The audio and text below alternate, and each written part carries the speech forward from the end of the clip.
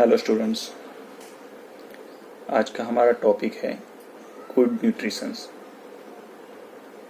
क्योंकि अभी लॉकडाउन चल रहा है, कोरोना चल रहा है, तो उसमें हमें न्यूट्रिशन के ऊपर भी बहुत ध्यान देना चाहिए। हमें क्या खाना चाहिए, क्या पीना चाहिए, कैसे खाना चाहिए, कब खाना चाहिए, उसके ऊपर हम आज बात करेंगे। और हमें पता है कि कोरोना इन लोगों से दूर रहता है जिनका इम्यूनिटी पावर ज़्यादा होता है, जिनकी रोग प्रतिकारक शक्ति ज़्यादा होती है, उनसे कोरोना दूर रहता है। तो इम्यूनिटी बढ़ाने के लिए योगा, एक्सरसाइज वो तो है ही, मगर उसके साथ साथ आपका डाइट भी प्रॉपर होना चाहिए। अगर आपका डाइट प्रॉपर नहीं होगा तो आपकी इम्यूनिटी पावर इतनी स्ट्रांग नहीं रहेगी। तो डाइट में हम देखेंगे कि हमारे 5 कंपोनेंट्स हैं। मेन चीज़ जो है carbohydrates, protein, fat, vitamins and minerals. ये जो 5 चीज़ है उसको आपको फॉलो करना पड़ेगा, क्योंकि ये 5 चीज़ एक दूसरे से जुड़ी हुई है। तो उसको बैलेंस में लेना पड़ेगा। और कोरोना से लड़ने के लिए भी हमारा डाइट भी अच्छा होना चाहिए। और अभी एक अच्छी बात तो और हो गई है कि आपका जंक फूड सारा बंद हो गया होगा, क्योंकि रेस्टोरेंट है, पिज़्ज़ा हट है, चाइनीज़ के लिए जितने भी होटल्स है वो बंद हैं। तो आप घर पे हो और होम मेड फूड आप खाते होंगे, तो एक अच्छी बात है। अगर होम मेड में भी क्या क्या हमें ज़्यादा लेना चाहिए खाने में, वो हमें ध्यान रखना चाहिए। तो उसमें हम जैसे फर्स्ट देखें कार्बोहाइड्रेट्स। तो कार्बोहाइड्रेट्स जो है वो हमारी बॉडी को चलाने का काम कर रहा है। जैसे कार में फ्यूल डालते हैं, पेट्रोल डालते हैं, और जैसे कार चलती है वैसे ही हमारी बॉडी को कार्बोहाइड्रेट्स चाहिए, क्योंकि कार्बोहाइड्रेट से ही पावर आएगी बॉडी को चलाने के लिए।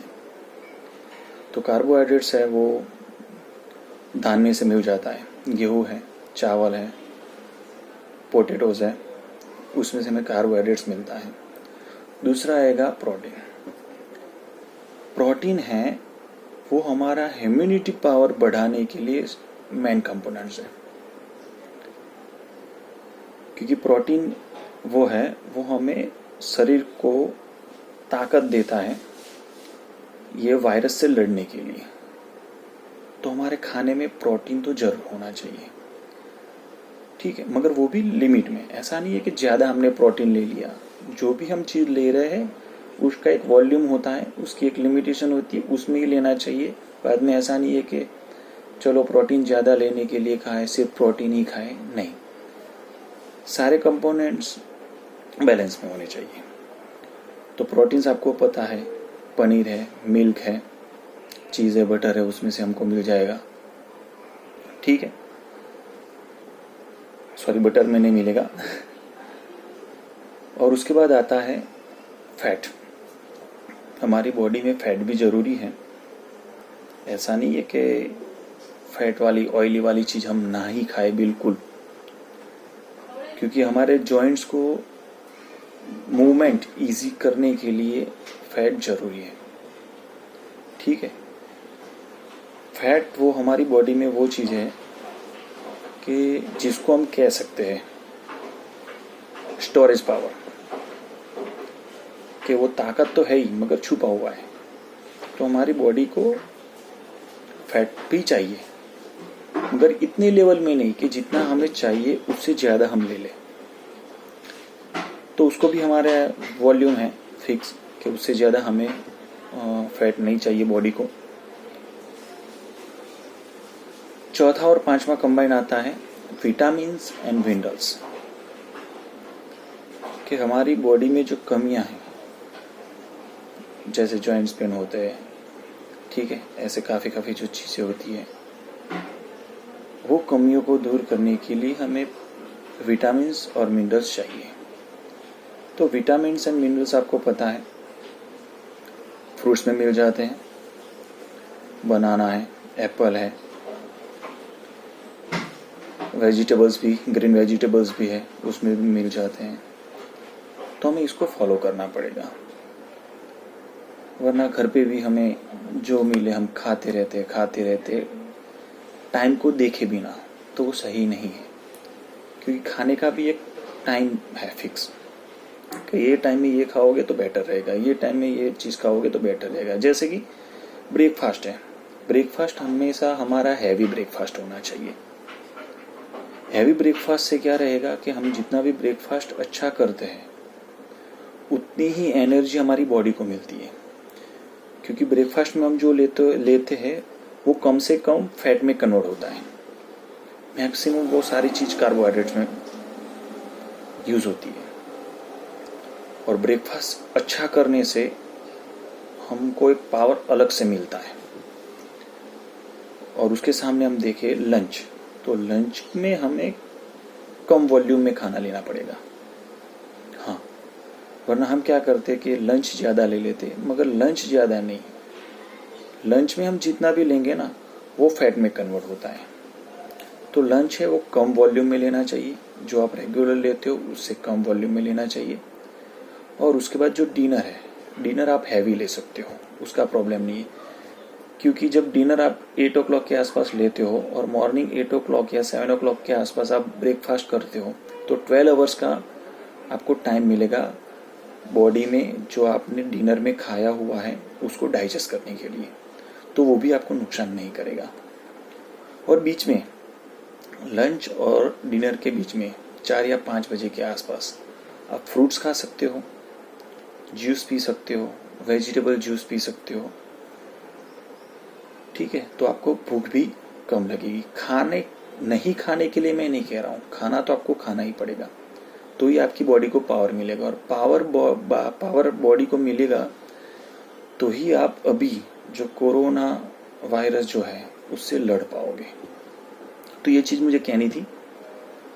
ठीक है, तो हमें ये भी देखना है कि हमको, अगर एग्जाम्पल हम लें कि हमको एक स्टूडेंट्स को 24 आवर्स में 2000 किलो कैलोरी चाहिए बॉडी को चलाने के लिए, और हम 2500 किलो कैलोरी ले लेते हैं, तो 500 किलो कैलोरी है वो कन्वर्ट होता है फैट के अंदर।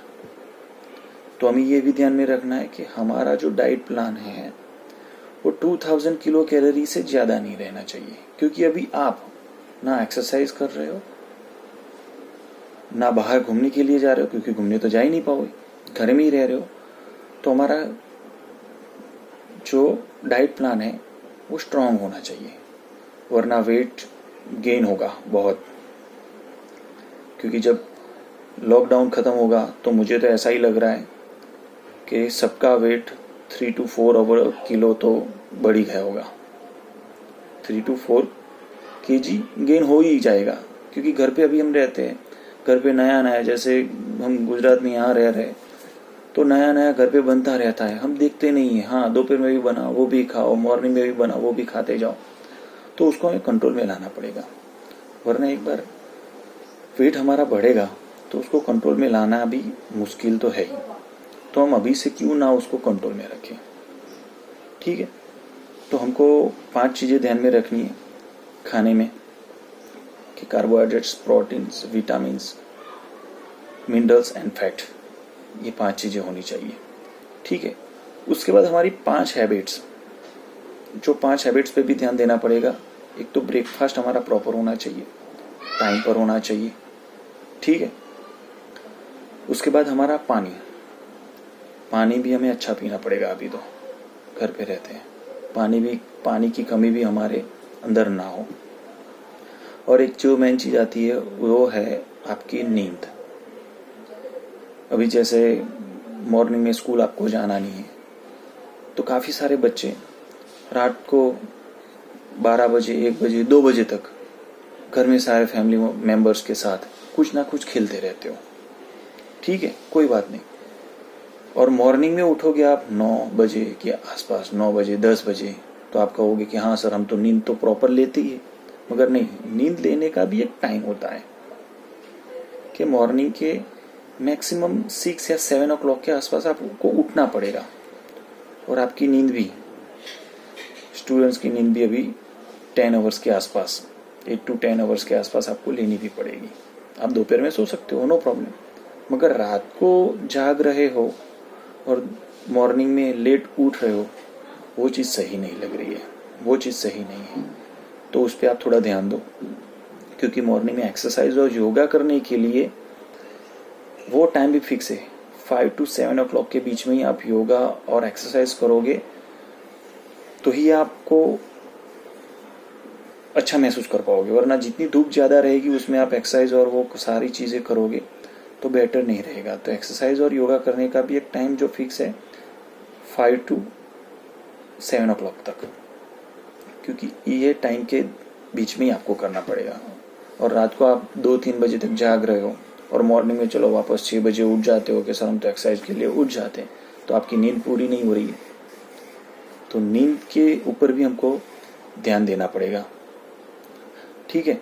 बाकी जो अभी कोरोना में है कि थोड़ा गर्म पानी पियो, आयुर्वेदिक जो अभी जो उकाड़ा कह रहे हैं उसका यूज़ करो, यानी ठंडा पानी तो अभी आप भूल ही जाओ पीने के लिए। तो जितना गर्म पानी पियोगे इतना रहेगा अच्छा। और घर में रहना है, घर के बाहर नहीं निकलना है। इसके बाद मैं आपको दूसरा जो वीडियो भेजूंगा वो योगा और एक्सरसाइज के ऊपर होगा, मगर डाइट में आपको ये चीज़ ध्यान में रखनी पड़ेगी। डाइट हमको फॉलो करना पड़ेगा, क्योंकि कोरोना को हराना है तो डाइट को फॉलो करना पड़ेगा। Thank you.